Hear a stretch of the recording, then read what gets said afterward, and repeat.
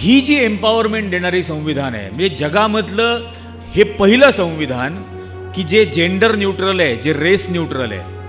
भारताच्या संविधानाने पहिल्या दिवसापासून या देशातल्या सर्व जणांना, सर्वच्या सर्व जणांना या देशाचं नागरिक म्हटलं.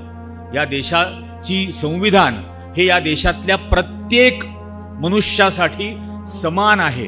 हे जगातलं पहिलं संविधान जे या देशातल्या लोकांनी, या देशातल्या लोकांना अर्पण केलं. हे कुठल्या धर्माला अर्पण केलं नाही, कुठल्या देवाला अर्पण केलं नाही, कुठल्या जिजसला अर्पण केलं नाही आणि पैगंबराला अर्पण केलं नाही. हे आपल्या नागरिकांनी बनवलं, आपल्या नागरिकांनाच अर्पण केलं. कोविडच्या काळामध्ये काय म्हणजे अगदी सुरुवातीपासून वैज्ञानिक दृष्टिकोन वाढवावा हे संविधान सांगतं. संविधानाने दिलेल्या मूलभूत कर्तव्यांमध्ये सांगितलंय की वैज्ञानिक दृष्टिकोन वाढवणं हे कर्तव्य आहे. या संविधानाने जर सांगितलंय की या दोन वेगवेगळ्या संस्था आहेत, ज्युडिशियरी आणि लेजिस्लेचर, यांनी एकमेकाला इन्फ्लुएन्स करायचं नाही तर नाहीच करायचं. शैक्षणिक पात्रता काय, श्रीमंती किती आणि हुद्दा काय, यासाठी आरक्षण नाही. सामाजिक दृष्ट्या तुम्ही जोपर्यंत बरोबरीचं समजत नाही, फार IAS अधिकारी बनला पण त्याच्याही मुलीला तुम्ही आजही अस्पृश्य समजता आणि लग्नाला नकार देताय ना, मग आरक्षण राहिलंच पाहिजे. तुम्ही विनेश फोगाटवर अत्याचार केला, शेतकऱ्यांवर अत्याचार केला. 13 महिने ऊन वारं पाऊस सहन करत ते तिथं MSPची मागणी करत बसले दिल्लीच्या सीमेवर. या दिवट्यांनी MSP दिली, मिनिमम सपोर्ट प्राइस यांनी दिली. कोणाला दिली? चंद्राबाबू नायडू आणि नितीश कुमारला सपोर्ट करण्याची प्राइस. तेव्हा याचं सरकार बनलं. त्याच्या आयुष्यातली कमावती 35 वर्ष एकही जेवण त्यांनी कमावलं नाही स्वकष्टाने. तो काय रोजगार निर्माण करणार? आणि तो ज्यावेळेला कर्जमाफी मागतो, तो जेव्हा MSP मागतो, तेव्हा तुम्ही त्याला नक्षलवादी म्हणणार, खलिस्तानी म्हणणार, अतिरेकी म्हणणार, चीनचं फंडिंग घेतो म्हणणार. अबे लीक काय काय होत नाहीये या देशात. संसद लीक, राम मंदिर लीक, पेपर लीक, यावर्षी तर महाराष्ट्रात बजेट लीक. महाराष्ट्रामध्ये हरले तर नरेंद्र मोदींचं पंतप्रधान पद जाईल ना. हे महाराष्ट्राची उपराजधानी असलेलं नागपूर, या नागपूरची परंपरा फक्त आणि फक्त दीक्षाभूमीची आहे, फक्त दीक्षाभूमीची.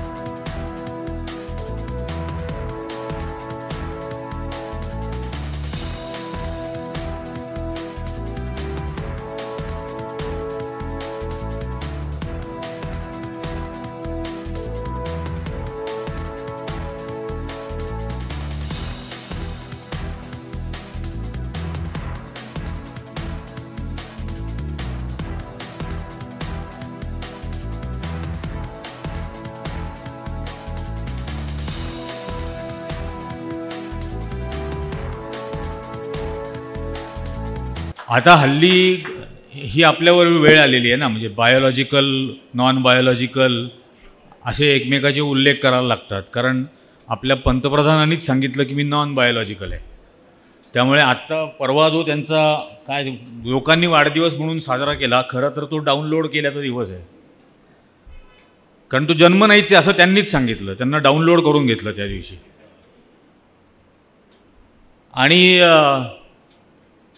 नॉन बायोलॉजिकल असल्यामुळे त्यांना काय ते नेहमी सांगतात की 56 इंचाची छाती आहे पण हृदय नाही आहे. नॉन बायोलॉजिकल असल्यामुळे आपल्याला बायोलॉजिकल लोकांना त्रास होतो, आनंद होतो, हसू येतं, रडू येतं, संघर्ष करावे लागतात. नॉन बायोलॉजिकलला या काही प्रकारच नसतात. त्याच्यामुळे त्यांचं भागतं या सगळ्या याच्यात. आणि आज हा विषय आपण घेतलेला आहे. म्हणजे मला असं वाटतं की आपण संविधानाच्या प्रास्ताविकेचं, उद्देशिकेचं वाचन या ठिकाणी केलं.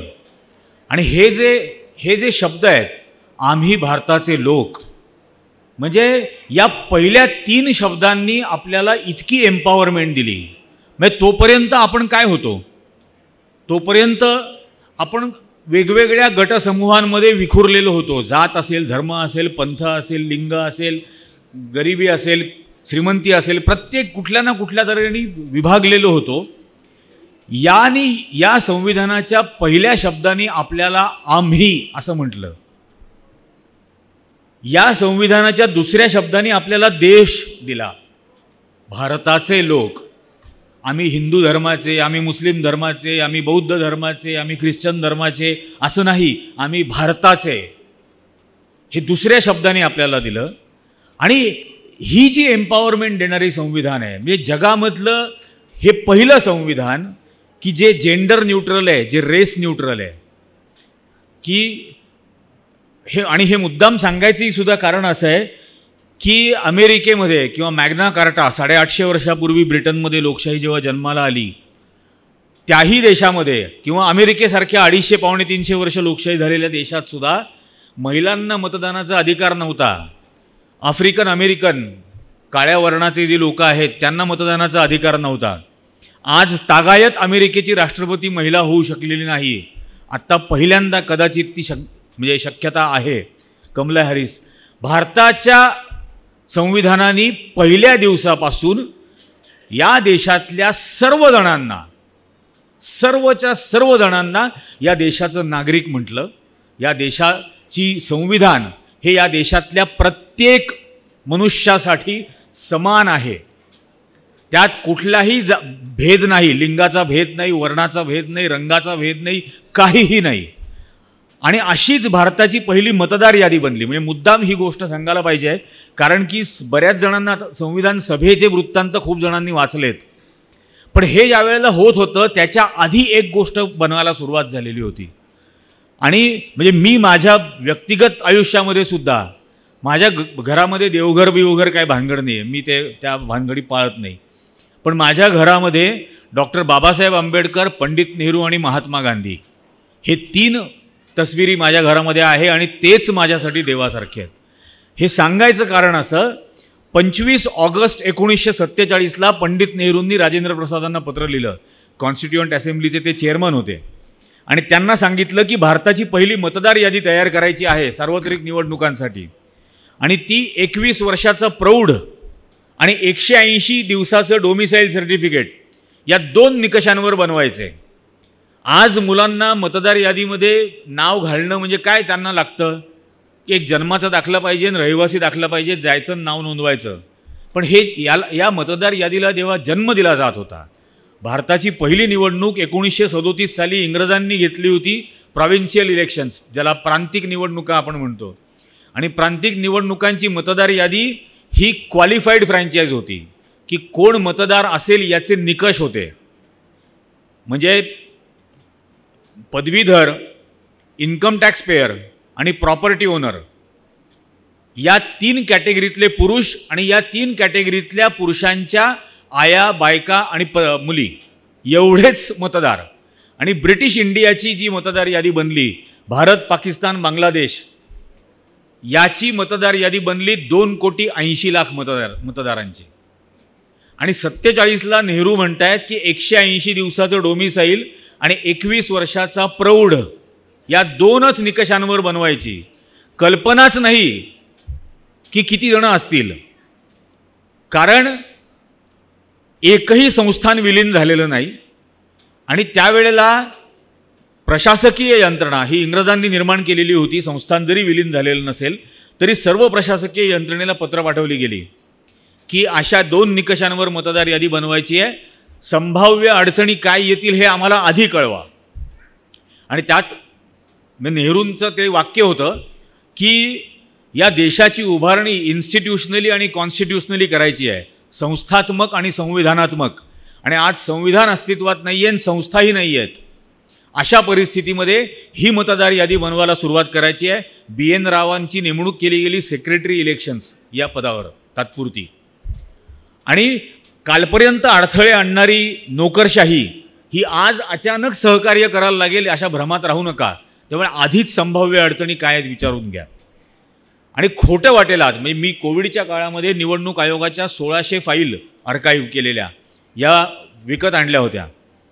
आणि त्या सगळ्या 2 वर्षामध्ये तेच वाचणं चालू होतं, नोट्स काढणं. आता त्याच्यावरती पुस्तकही लिहिणार आहे. पण महत्त्वाचा भाग त्यातला हा आहे की देशभरामधून 7,92,000 पत्र आली.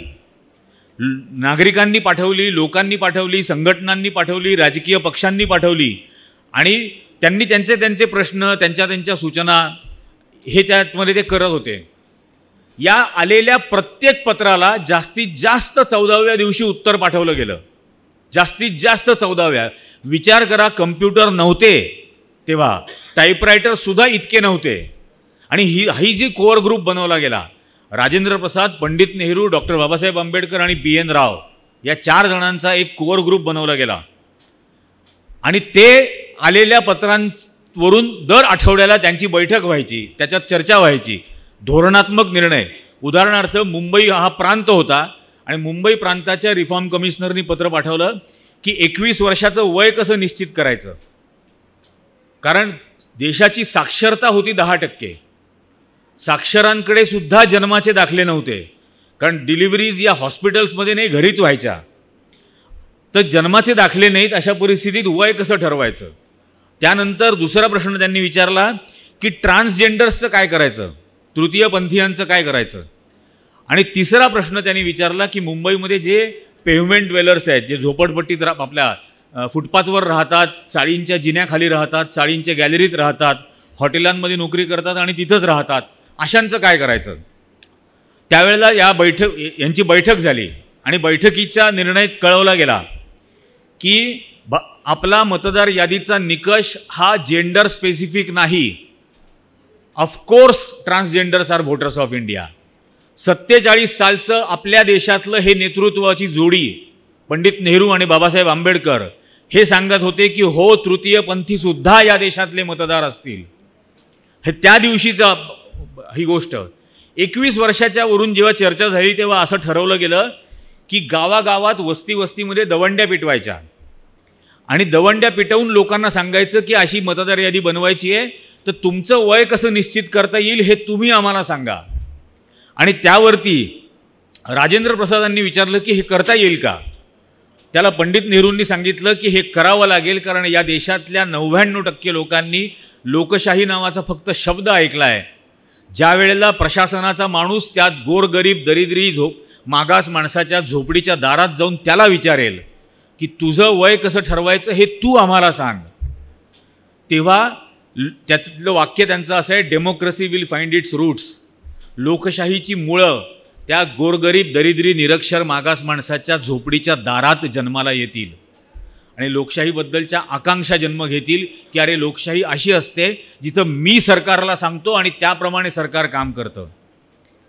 महिलांची मतदार यादीमधली ओळख 37 साली ही निरंजनची पत्नी, निरंजनची आई, निरंजनची मुलगी आणि निरंजन हयात तोपर्यंत ती मतदार, अशी परिस्थिती होती. मध्य भारतातल्या बायकांनी त्यांचं नाव नोंदवायला नकार दिला. त्यांनी सांगितलं की आमच्या नवऱ्याला आमचं नाव माहिती आहे, ते पुरेसं आहे, सरकारी अधिकाऱ्याला ते माहीत असायची काही गरज नाही. आणि मग जनजागृतीच्या मोहिमा राबवल्या गेल्या आणि त्याच्यातून सांगितलं गेलं की याच्याबरोबर तुमचे हक्क, अधिकार आणि कर्तव्य निश्चित होणार आहेत आणि ते पती नसताना सुद्धा शाबूत राहावे म्हणून तुमचं नाव हवं. आणि मग जवळजवळ 1.5 कोटी महिलांनी नावं नोंदवली. एका रिफॉर्म कमिशनरने असं विचारलं की मतदारसंघाच्या ब्लॉकमध्ये घरांचे नंबर कुठल्या दिशेकडे द्यायचे, पूर्वेकडून पश्चिमेकडे का उत्तरेकडून दक्षिणेकडे. त्याला डॉक्टर बाबासाहेब आंबेडकरांनी उत्तर देऊन सांगितलं की घरांचे नंबर्स हे north east to south west आणि south east to north west या दिशांनी द्या, आग्नेय, नैऋत्य, वायव्य, ईशान्य. तेव्हा हा चर्चा झाली की असं का करायचं. तर त्यांनी सांगितलं या देशातला उच्चवर्णीय हा पूर्व पश्चिम उत्तर दक्षिण दिशेला राहतो, उरलेला सर्व बहुजन समाज हा इतर दिशांना विखुरलेला असतो आणि पूर्वग्रह दूषित अधिकाऱ्यांनी यांना मतदार यादीतून वगळू नये म्हणून घरांचे क्रमांकच अशा दिशेने द्या की ती मतदार यादी सर्वसमावेशक होईल. हे आपल्या देशाचं नेतृत्व होतं आणि या देशाच्या हे पहिलं संविधान त्याच्यातून नंतर बनलं, कारण या आलेल्या फीडबॅकवरती पुढच्या चर्चा घडत होत्या. हे जगातलं पहिलं संविधान जे या देशातल्या लोकांनी या देशातल्या लोकांना अर्पण केलं. हे कुठल्या धर्माला अर्पण केलं नाही, कुठल्या देवाला अर्पण केलं नाही, कुठल्या जिजसला अर्पण केलं नाही आणि पैगंबराला अर्पण केलं नाही. हे आपल्या नागरिकांनी बनवलं, आपल्या नागरिकांनाच अर्पण केलं. असं एकमेव जेंडर आणि रेस न्यूट्रल असलेलं हे माझं संविधान, आणि या संविधानाची आत्ता काय दशा आणि दिशा केली जाते आहे हे आपल्याला म्हणून बघायला लागणार आहे. या सगळ्या काळामध्ये काय काय घडतंय आपण पाहतो. म्हणजे हा विकास आता कसा असह्य झाला आहे. गुजरातच्या निवडणुकांमध्ये एक घोषणा खूप गाजली होती, विकास गांडो थयोचे. म्हणजे गुजरातीत ज्याला विकास वेडा झाला आहे. आत्ता नुकतं ऑलिम्पिक्स झालं आणि झालेल्या ऑलिम्पिक्समध्ये आपण सगळ्यांनी बघितलं विनेश फोगाटबरोबर काय प्रकार घडला. म्हणजे सिल्वर मेडलला ती क्वालिफाय ऑलरेडी झाली होती, फायनलला पोहोचलेली होती. 12 तासामध्ये तिचं वजन 2 किलो 670 ग्रॅमनी वाढलं. न्यूट्रिशनिस्ट होता, तिचे कोच होते, फिटनेस एक्सपर्ट्स तिथं होते, सगळे होते. पण 12 तासात 2 किलो 670 ग्रॅम वाढलं. त्या मुलींनी रात्रभर मेहनत करून 2 किलो 570 ग्रॅम कमी केलं एका रात्रीत. 100 ग्रॅम वजन ज्या वेळेला जास्त होतं त्यावेळेला खरं तर भारताच्या ऑलिम्पिक टीमनी तिला त्या फायनलसाठी पाठवायलाच नको होतं.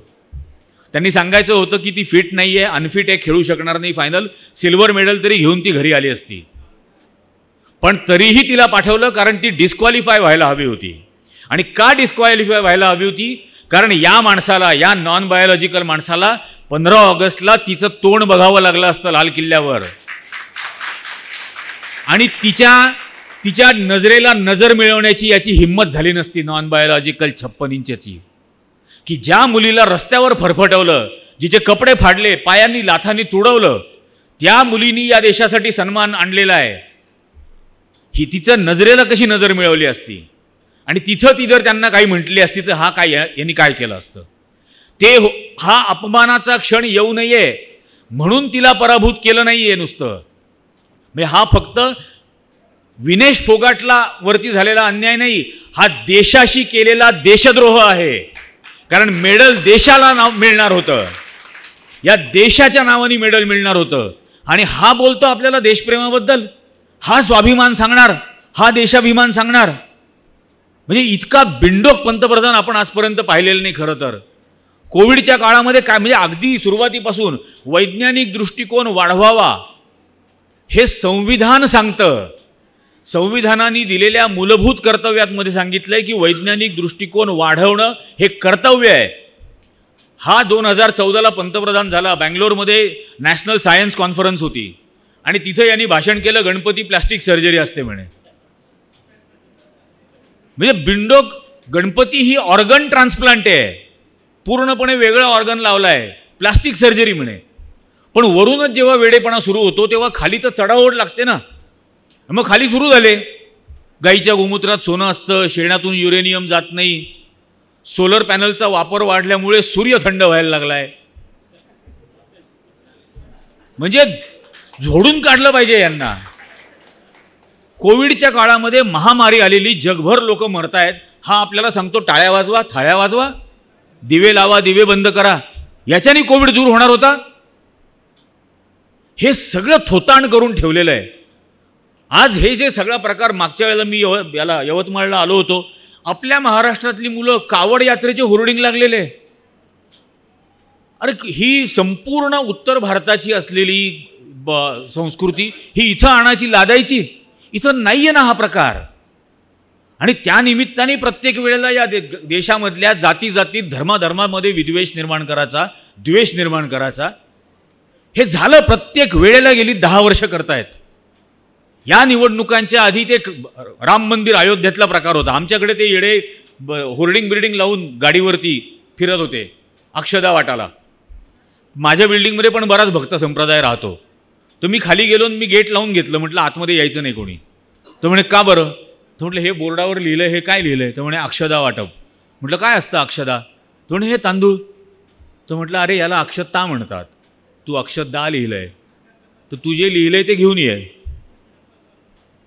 तुला काय म्हणतात हे पण माहीत नाही आणि तू चालला गावागावामध्ये गावभर भटकाला वाटत लोकांना. मग म्हणे हे झेंडे घ्या, बिल्डिंगमध्ये कोणाला लावायचे असतील तर त्यांना लावू द्या. तर म्हटलं कुठले झेंडे थे? तर म्हणे भगवे. म्हटलं कोणाचे? म्हणे रामाचे. म्हटलं मग रावणाचा कुठल्या रंगाचा होता?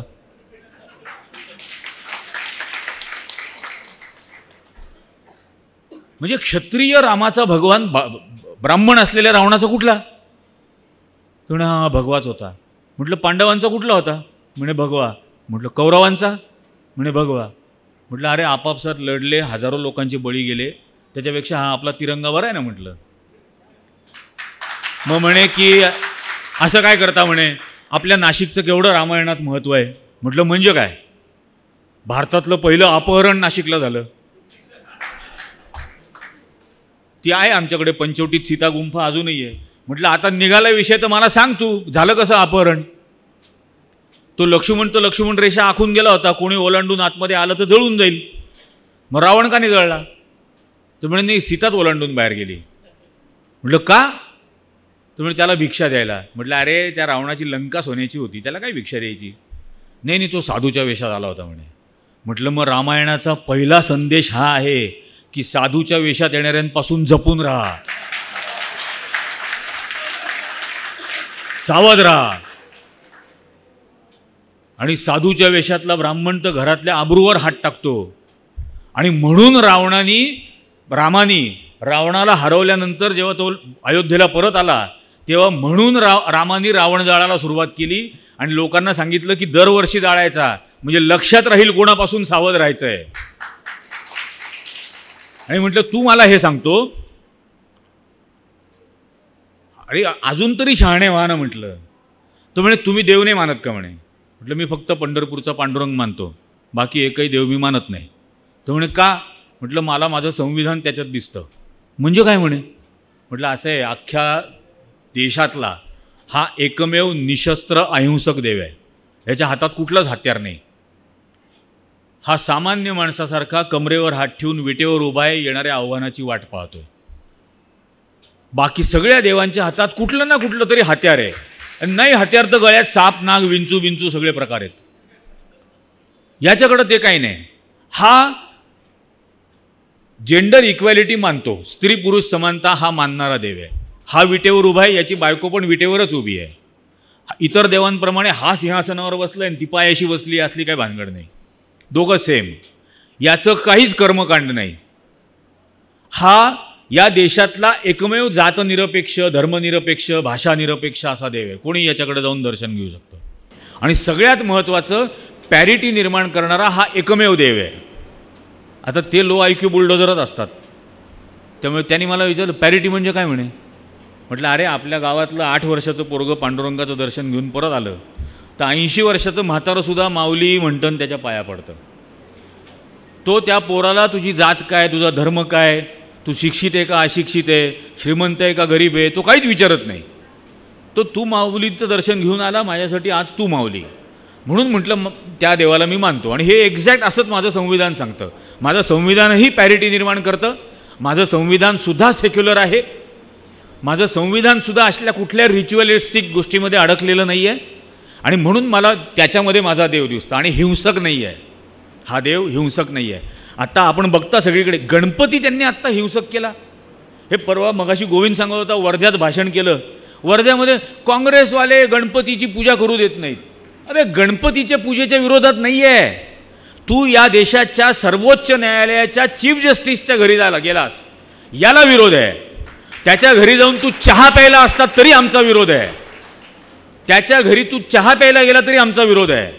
या संविधानाने जर सांगितलंय की या 2 वेगवेगळ्या संस्था आहेत, ज्युडिशियरी आणि लेजिस्लेचर, यांनी एकमेकाला इन्फ्लुएन्स करायचं नाही तर नाहीच करायचं. तू खुशाल त्यांच्या घरी जातो. आणि माझा तर खरंच आक्षेप आहे की याला संविधान तर यांनी कधीच हे करून टाकलेलं आहे. मी जुमानतच नाही हा माणूस संविधानाला. पण चंद्रचूडला नाही समजत, त्याची जबाबदारी आहे ना. त्यांनी निघून जायचं होतं घरातून बाहेर, त्यांनी येऊ नका म्हणून सांगायला पाहिजे होतं. पण लोकसभेच्या आधीपासून आपण जे बोलतोय की संविधानाला धोका आहे, तो आजही आहे. हे यांनी या गणपतीच्या आरतीला जाऊन दाखवून दिलं की आजही संविधानाला धोका आहे. आज हेच सुप्रीम कोर्ट सरळ सरळ सांगतं की SC STला आता क्रिमी लेअर लावा आणि एकाच पिढीला लाभ द्यायचा. म्हणजे मला तुम्ही सांगा, YB चंद्रचूड नावाचे चीफ जस्टिस होते. YB चंद्रचूडांचा गर्भ श्रीमंत, YB चंद्रचूडांचा मुलगा DY चंद्रचूड आत्ता चीफ जस्टिस आहे. DY चंद्रचूडांचा मुलगा अभिनव आत्ता मुंबई हायकोर्टात जस्टिस आहे. यांना नाही लागली कधी क्रिमी लेअर? यांना काही क्रिमी लेअर लागणार नाही.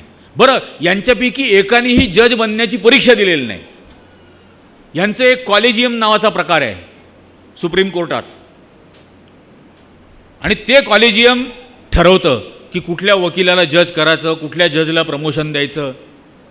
आत्ता हा जो निर्णय झाला, 7 जजेस, 7 पैकी 6 ब्राह्मण, एक फक्त भूषण गवई हे वेगळे घेतलेले जे होला हो म्हणतात. आणि त्यांनी हा निर्णय घेतला. हेच 6 ठरवणार की कोणाला प्रमोट करून वरती घ्यायचं, कोणाला चीफ जस्टिस बनवायचं. हा प्रकार आहे. आणि मग तुम्हाला क्रिमी लेअर का नाही? खुशाल तुम्ही सांगता एकाच पिढीला लाभ मिळाला पाहिजे. माझ्याकडे एक आलं होतं दिवटं माझ्याशी आर्ग्युमेंट करायला. मला म्हणे की मी लँड ॲक्विजिशन डिपार्टमेंटला आहे म्हणे, आणि आमचे IAS अधिकारी जे आहेत ते मागासवर्गीय समाजाचे आहेत, करोडो रुपये त्यांनी कमावलेत, त्यांच्या मुलीने MBBS केलं आहे आणि आता तिला MD करायचं आहे, तर तिला काय आरक्षणाची गरज? मी त्याला म्हटलं हेच तुला वेगळ्या पद्धतीने विचारू का? तो म्हणे काय? म्हटलं मुलगी MBBS झालेली आहे, आता तिला MD करायचं आहे, वडील IAS अधिकारी आहेत, करोडो रुपयाची संपत्ती आहे, मागासवर्गीय समाजाची आहे, सून म्हणून करून घेतो का? म्हणजे हे काय काहीतरी. म्हटलं मग येड्या आरक्षण याच्यासाठी आहे. शैक्षणिक पात्रता काय, श्रीमंती किती आणि हुद्दा काय, यासाठी आरक्षण नाही. सामाजिकदृष्ट्या तुम्ही जोपर्यंत बरोबरीचं समजत नाही, फार IAS अधिकारी बनला पण त्याच्याही मुलीला तुम्ही आजही अस्पृश्य समजता आणि लग्नाला नकार देताय ना, मग आरक्षण राहिलंच पाहिजे. आणि हे कळत नाही या चीफ जस्टिसला. हा खुशाल त्याच्यावरती सांगणार की नाही एकाच पिढीला लाभ मिळाला पाहिजे. एवढी असमानता या देशामध्ये निर्माण करून ठेवलेली आहे ना, प्रत्येक क्षेत्रामध्ये निर्माण केलेली आहे, कल्चर टू ॲग्रिकल्चर. आणि यांना हे बाहेर कधी पडतायत? मगाशी आता यांनी सांगितलं हिंदू आक्रोश. आमच्याकडे तो बांगलादेशातल्या हिंदूंवर अत्याचार होतो म्हणून भारतातल्या हिंदूंनी एकत्र यायचं, सकल हिंदू समाज काढला एक मोर्चा. मला समजत नाही, बांगलादेशातल्या हिंदूंवरती म्हणजे बांगलादेशातल्या लोकांवर ज्या वेळेला अत्याचार होत होता तेव्हा माझ्या देशाच्या पंतप्रधान इंदिरा गांधींनी पाकिस्तानवर हल्ला केला, सर्जरी केली, पाकिस्तानची 2 तुकडे केले. सर्जिकल स्ट्राईक नाही केला, सर्जरी केली, 2 तुकडे करून टाकले त्या देशाचे. आज जर बांगलादेशात अशी परिस्थिती असेल तर माझ्या देशाच्या पंतप्रधान नरेंद्र मोदींनी कारवाई करावी.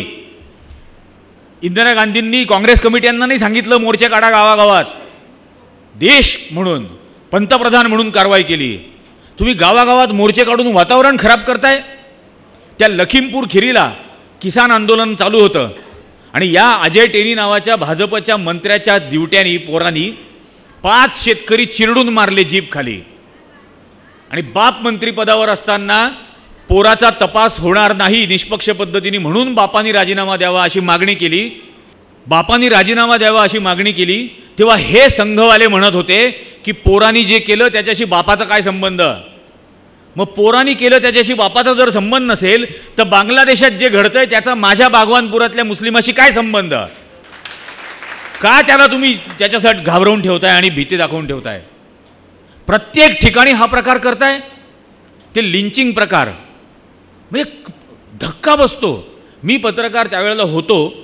मी गुजरातमध्ये 6 महिने राहिलो रफिक कुरेशी नावानी. राजस्थानमधून गाई म्हशी आणायच्या, गुजरातमध्ये विकायच्या आणि वाटेमध्ये हे कसे खंडण्या गोळा करतात, मारहाण करतात. मला 8-9 वेळेला प्रचंड मारलं होतं. पैसे दाखवल्यानंतर त्यांच्या माणसाकडे घेऊन जायचे आणि नेल्यानंतर तो मला सांगतो डर हमारी इन्व्हेस्टमेंट आहे, डर फैलाने में हमको टाइम लग गया. हा प्रकार आहे तुमचा. चामडं कापल्यानंतर चामडं त्याला आणून द्यायचं कारण तो एक्सपोर्ट करतो चामडं, त्याच्या टॅनरीज आहेत. मी त्याला म्हटलं की आपके धर्म में तो गाय का नहीं चलता है, फिर चमडा कैसे चलता है? तर मला म्हणतो की जे लक्ष्मीचा फोटो दाखवला, मला म्हणे इसकी पूजा करू की चमडे की पूजा करू म्हणे. म्हटलं फिर 2 पैसा हमको भी मिलने दो. तो मला म्हणे की तुमको जिंदा रहने के लिए जितना ज़रूरी है उतना मिल रहा है ना, बाकी सब हमारा है. म्हणजे यांच्यासाठी हे धंद्याचं मॉडेल. रोज 1.5 कोटी रुपये या गोरक्षेच्या नावाखाली गोळा केले जातात आणि प्रॉब्लेम कोणाला निर्माण झाला? माझ्या देशातल्या बहुसंख्य हिंदू शेतकऱ्यांना प्रॉब्लेम झाला.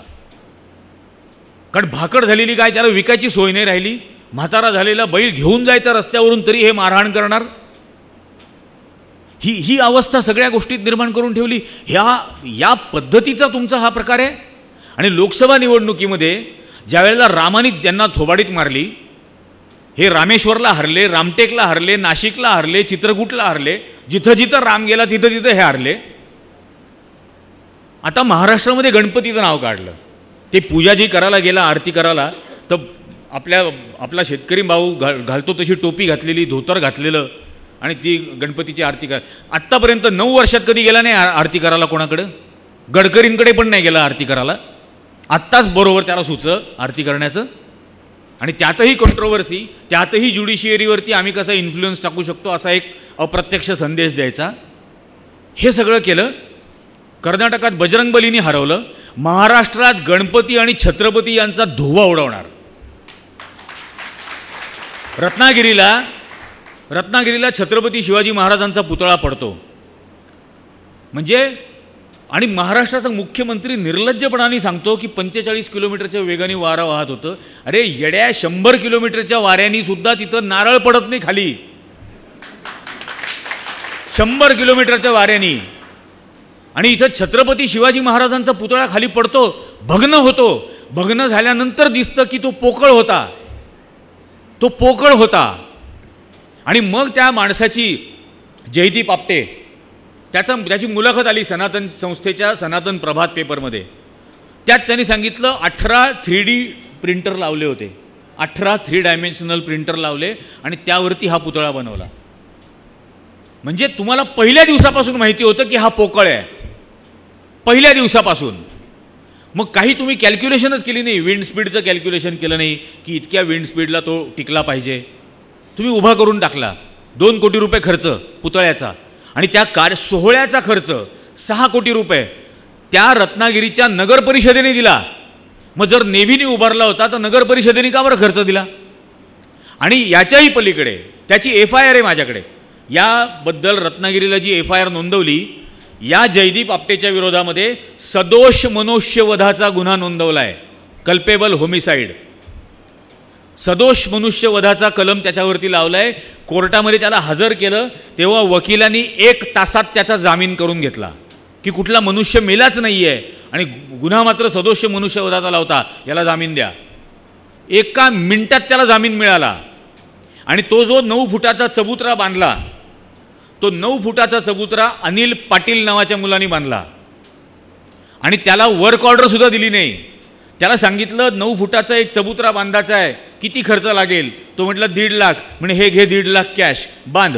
त्यांनी बांधला आणि तो तुरुंगात आहे. अनिल पाटील तुरुंगात आहे, जयदीप आपटे जामिनावर. अक्षय शिंदेला गोळ्या घालून मारून टाकलं बदलापूरच्या घटनेत. आणि ज्यांनी ते 15 दिवसाचं सगळं CCTV फुटेज डिलीट मारून टाकलं, तो तिथला आपटे फरार, तो मोकळा आहे. अक्षय शिंदे मेला.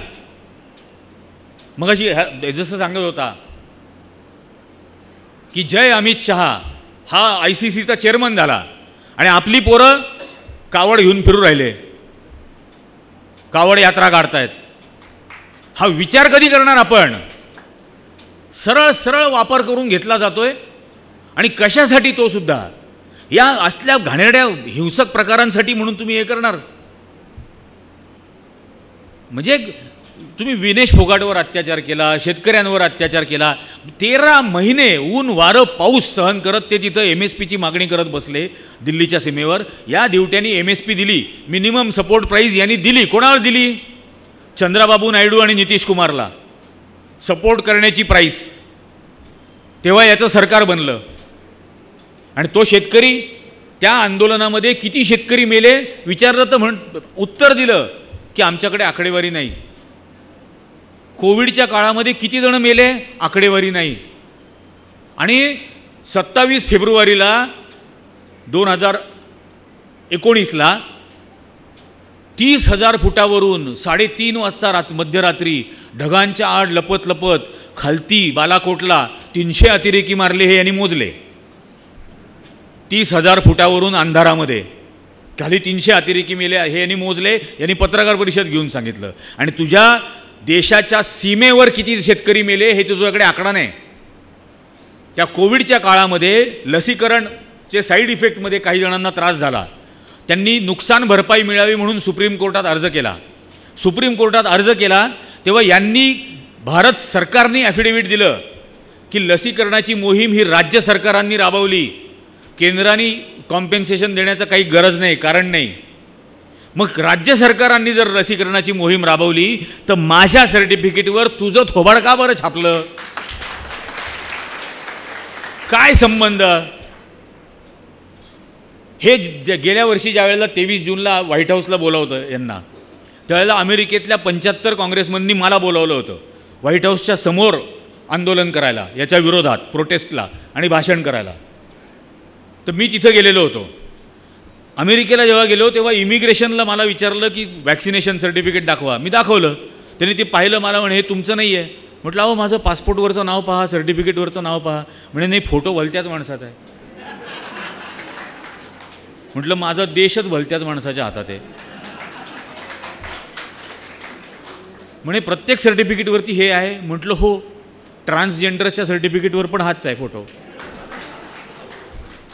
तृतीयपंथीयांच्या सर्टिफिकेटवर पण यांचाच फोटो आहे. म्हटलं तिने कपाळाला हात लावला, शिक्का मारला आणि जा म्हणे मला.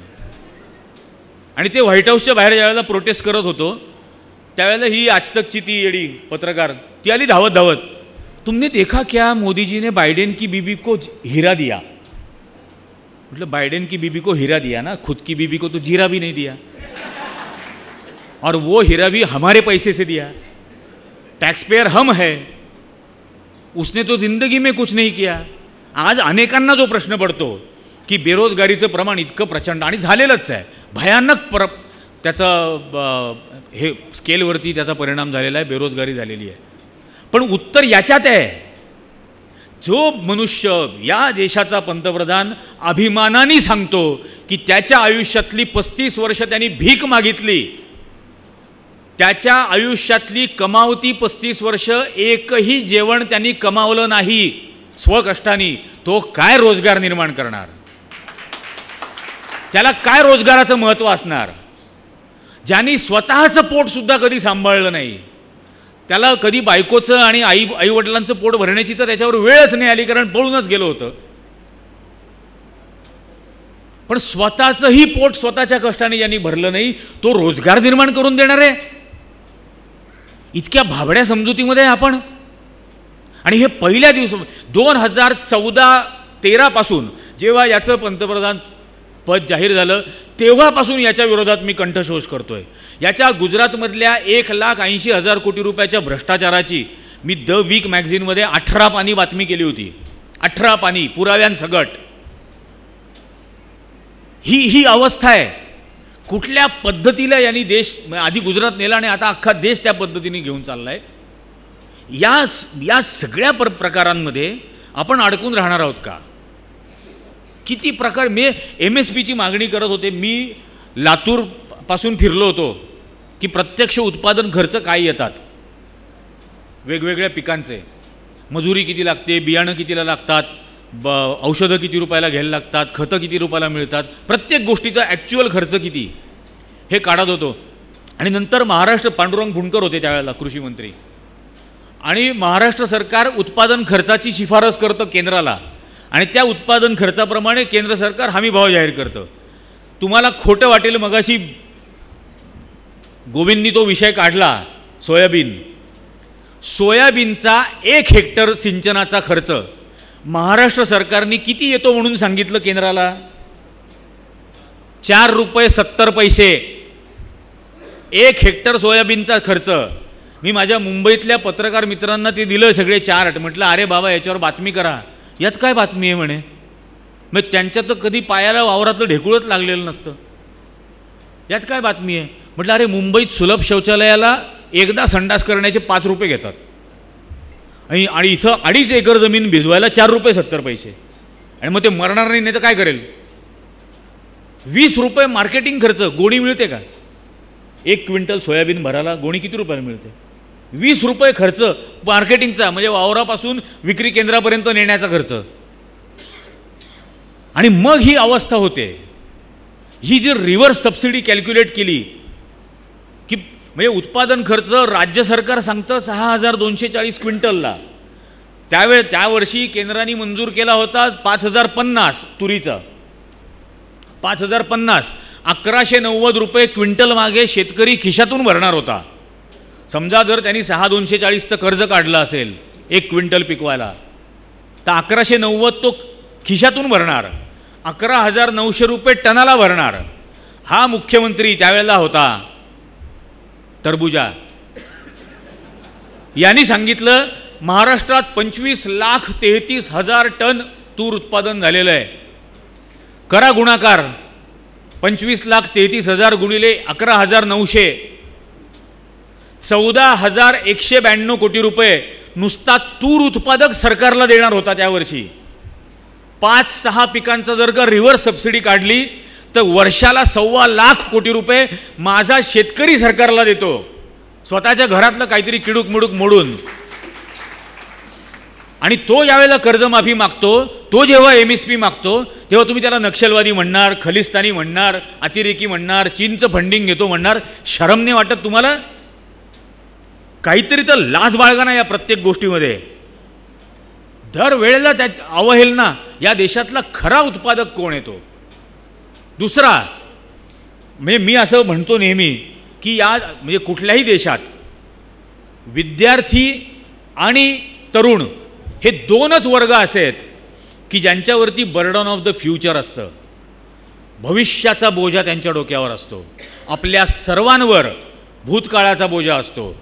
मी 2 व्हीलरचं लोन घेतलं आहे, मी 4 व्हीलरचं लोन घेतलं आहे, मी हाऊसिंग लोन घेतलेलं आहे, मला या गोष्टी पार पाडायच्या आहेत ज्या मी निर्माण करून ठेवल्या आहेत.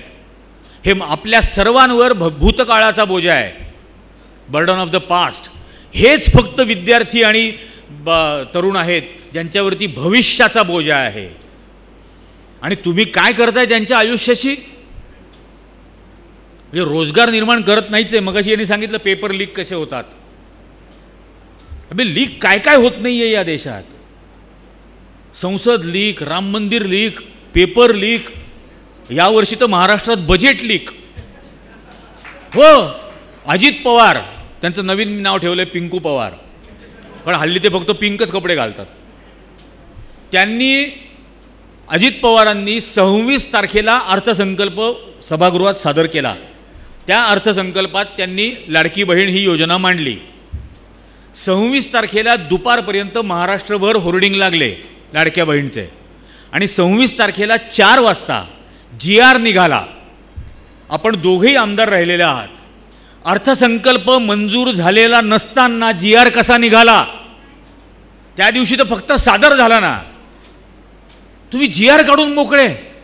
आता तो GR चॅलेंज झाला आहे हायकोर्टात आणि हायकोर्ट स्वाभाविकपणे तो फेटाळणार. आणि तो फेटाळल्यानंतर हे काय म्हणणार? महाविकास आघाडी लाडकी बहीणचे पैसे देणार नाही. अरे लाडकी बहीण नाही, त्याच्यानंतर तुम्ही लाडका भाऊ केलं. पुन्हा जेंडर इक्वॅलिटी मानत नाही. त्या बहिणीला 1500 रुपये, म्हणजे ज्या बहिणीची पर्स गेली 9 वर्ष रोज चोरताय त्या पर्समधून पैसे रोज कुठल्या ना कुठल्या निमित्ताने. गॅसचे पैसे भाव वाढवून दिले. प्रत्येक कुटुंबाला लागणाऱ्या स्वयंपाकघरामधल्या वस्तूचे भाव तुम्ही वाढवले, त्याच्यावर GST लावला, त्याच्यातून पैसे काढले. तिची पर्स दरवर्षी दररोज चोरली तुम्ही 9 वर्ष. आता तिला 1500 रुपये द्यायला निघाले.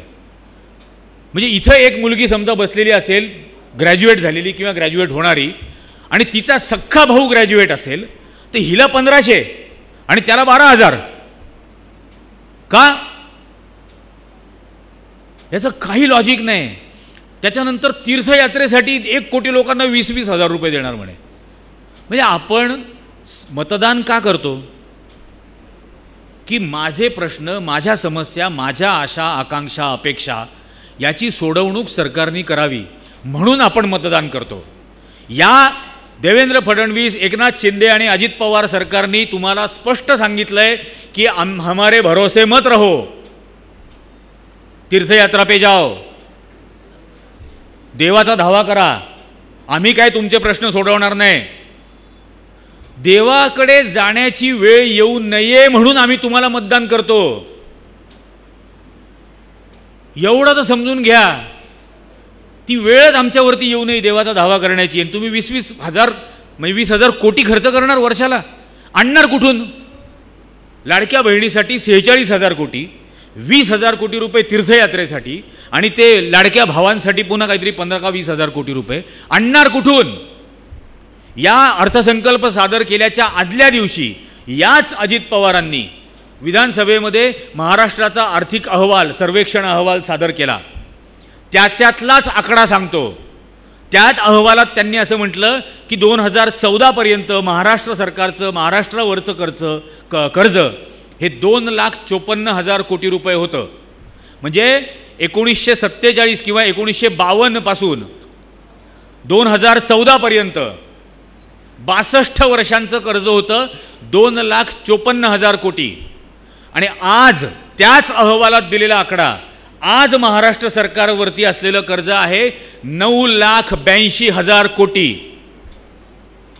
254चे 982 झाले, 9,82,919 कोटी पूर्ण आकडा सांगतो. याच्यावरचं दर वर्षाचं व्याज, फक्त व्याज 66,000 कोटी. भयंकर मोठा आकडा आहे नुसता व्याजाचा, 66,000 कोटी. कॅल्क्युलेटर काढा तुमच्या मोबाईल फोनमधले. 66,000 भागिले 365 दिवस. एका दिवसाचं व्याज आहे 180 कोटी. एका तासाचं व्याज आहे 7.5 कोटी. एका तासाचं व्याज. हा कार्यक्रम 3 तास चालला. तुमचे 22.5 कोटी रुपये नुसते व्याजात गेले. एवढा कार्यक्रम अटेंड केला, 3 तासात 22.5 कोटी रुपये तुमचे घेऊन गेलं सरकार. कुठून भरणार आहेत हे पैसे?